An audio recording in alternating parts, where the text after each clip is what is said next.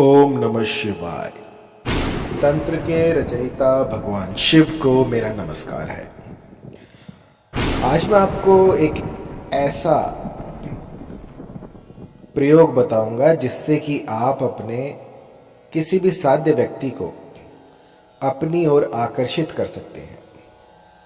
ये ऐसा कर्म है जिससे कि आप किसी भी स्त्री पुरुष को अपनी ओर उसका झुकाव कर सकते हैं, उसमें एक खिंचाव पैदा कर सकते हैं। मैंने पूरे भारत का भ्रमण किया है और जहाँ से मुझे जो मंत्र मिल जाता था मैंने उसको संजोया और मेरे अधिकांश मंत्र जो हैं उनका मैंने एक कलेक्शन बनाया और उसको searchstops.com पे डाल दिया। तो ऐसे भी कुछ मंत्र होते हैं जिनको कि पब्लिक डोमेन में नहीं दिया जाता, लेकिन फिर कभी कभी ऐसा मन आता है कि अगर ये मंत्र लोग प्रयोग नहीं करेंगे, इनकी सार्थकता इनको पता नहीं लगेगी, तो ये नष्ट हो जाएंगे, इनका कोई काम ही नहीं है। जब तक ज्ञान को छुपाया जाएगा तब तक वो ज्ञान जो है वो नष्ट ही होता रहेगा। यदि आप किसी चीज़ को बढ़ावा देना चाहते हैं तो उसके बारे में लोगों को पता होना चाहिए। जब तक आप वहाँ पहुँच ही नहीं सकते तो वहाँ तक पहुँचने का फिर कोई मतलब ही नहीं है। तो इसी कारण से मैं कुछ ऐसे अपने गिने चुने मंत्र जो कि मैंने एक अलग संग्रह जिनका बनाया था वो मैं आज आपको बताऊंगा। तो ये कुछ ऐसे रसायन होंगे, कुछ ऐसे मंत्र होंगे, कुछ ऐसे उपाय होंगे जो कि पलक झपकते ही काम करते हैं। कुछ ऐसे शाबर मंत्र होंगे जो कि स्वयं सिद्ध है। एक बार बोल दीजिए और अपनी आंखों के सामने उसका चमत्कार देखिए। तो बात बहुत पुरानी है। मैं राजस्थान के जोधपुर, बनाड़ इनमें घूमता था। तो यहाँ पर उस समय में काफ़ी बंजारे थे और मैं उनके पास जाकर ये सारी विद्याएं जो है ग्रहण करता था।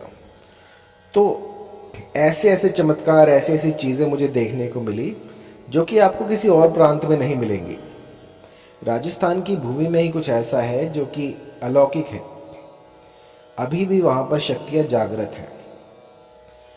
मैंने पूरा देश भ्रमण किया है, लेकिन जो सुगंध राजस्थान की मिट्टी की है वो मैंने कहीं और महसूस नहीं की।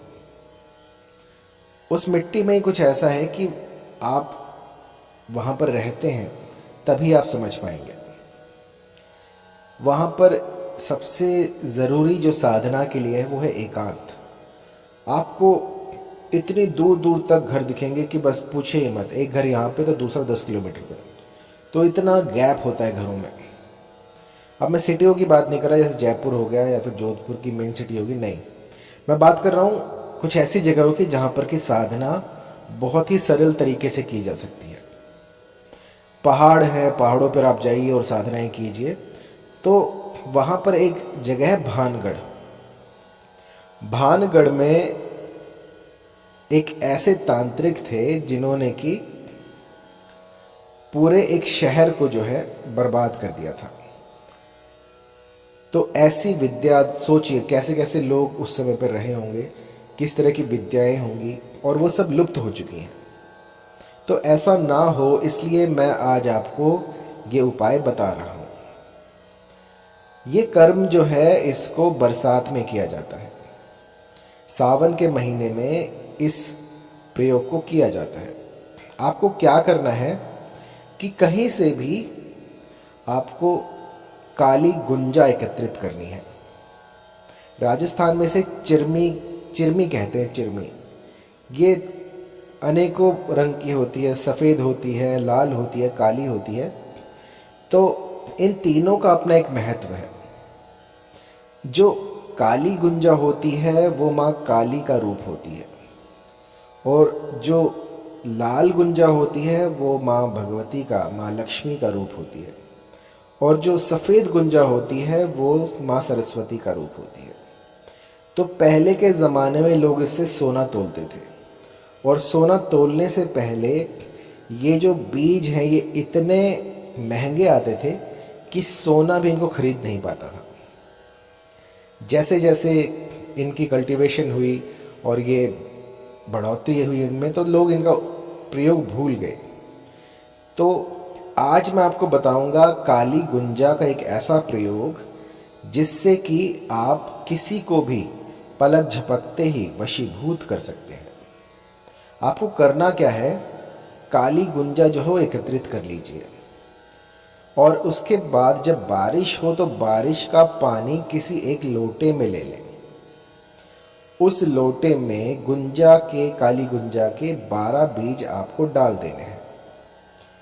एक दिन के लिए उन बीजों को वहीं पर रहने दें और उसके बाद आपको वो बीज वहां से निकालकर लगा देने हैं।